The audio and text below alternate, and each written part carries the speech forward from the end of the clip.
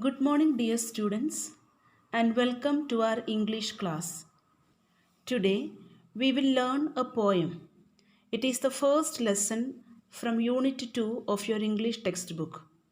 The name of the poem is The Clothes Line, written by Charlotte Druitt Cole. Let's see what the poem is about. The poem Clothes Line is about the clothes flapping over means moving up and down. So flapping over the wind during the windy day in the month of March.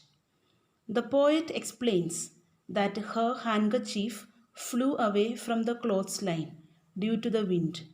But no one knows where the handkerchief flew away, and the poet couldn't find. The poet makes use of imagery, which is a literary device, and figure of speech, simile, to bring out the aesthetic sense. Aesthetic sense means artistic sense in the poem. Now, before we begin the explanation of the poem, let me explain you what is imagery. Imagery is a literary device used in the poem. It is the descriptive language used in literature to create word pictures or the image for the reader. The pictures are created by details of sight, sound, taste, touch, smell, or movement. In other words, imagery is a technique used by poets and writers to create a picture in the minds of the readers. Let's see examples. First one, it was dark and dim in the forest. This particular sentence gives us the idea of the site of that area. So this is an imagery. Next example, the children were screaming and shouting in the fields. Now this particular sentence gives us the idea of the sound. So this is also an imagery. Now let me explain you what is simile. It is a figure of speech which gives us the comparison between two things using the words as or like. You can see a picture over here. You can see the picture of a girl and the sun. The features are explained about the girl, that is blue eyes, blonde hair, and bright smile. The features of the sun explained are the shape is sound, the color is yellow, and it is bright. Now we want to compare the smile of the girl with the sun. So we use it in a form of sentence with the help of the words as or like. Her smile is as bright as the sun. So here we are comparing her smile with the brightness of the sun. This is using the word as. Now let us see how to use the word like in the sentence for comparison. Her smile is bright like the sun. So here again we are comparing her smile with the brightness of the sun. So this is called as simile. There are other examples of simile as well. That is, wise as an owl, howls like the wind, quick as a wing, solid as a rock, cry like a baby, swim like a fish, quiet as a mouse, cool as a cucumber, grow like a weed, etc. These are some of the examples for the figure of speech, that is simile. Now let's begin with the poem. Let's see stanza 1. Hand in hand they dance in a row, hither and thither and to and fro. Flip, flap, flop, and away they go, fluttering creatures as white as snow. Let's see some of the meanings. Hither and thither, it is a phrase. Also, it is Old English, meaning in many different directions.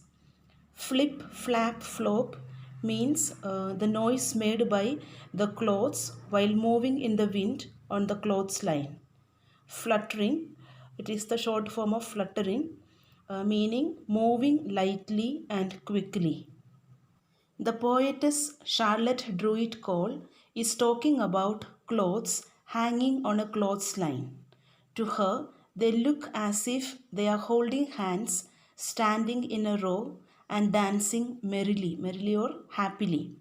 They also move quickly in many different directions, making a flapping noise. She compares them to the white birds that fly in the sky. Now, children, here we can find some rhyming words, that is, row, fro, go, snow. We can also find a simile which is highlighted in blue text, that is, creatures as white as snow. So, here the birds are being compared with the snow. This is the simile used by the poet. Let's see the second stanza. Like restive horses, they caper and prance. Like fairy tale witches, they wildly dance. Rounded in front, but hollow behind, they shiver and skip in the merry March wind. Let's see the meanings. Restive means restless. Caper means leap or skip or dance about in a lively or playful manner. Prance means walk or move with high springy steps. Here, the poetess compares the clothes hanging on the clothesline to restless horses. They are leaping and galloping with happiness.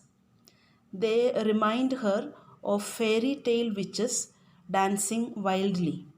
As the winds flutter on the clothesline, they form a ball like shape that is round at the edges and hollow in the center or behind. The poetess also feels that the clothes are shivering and skipping in the wind that is very happy in the month of March. Now, here we can find two rhyming words in stanza 2, that is, prance, dance. Let's read and understand stanza 3. One I saw dancing excitedly, struggling so wildly till she was free.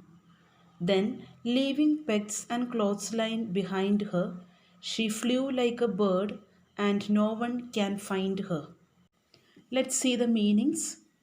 Wildly means violently. Pegs means clips or pins used to attach wet clothes to the clothesline.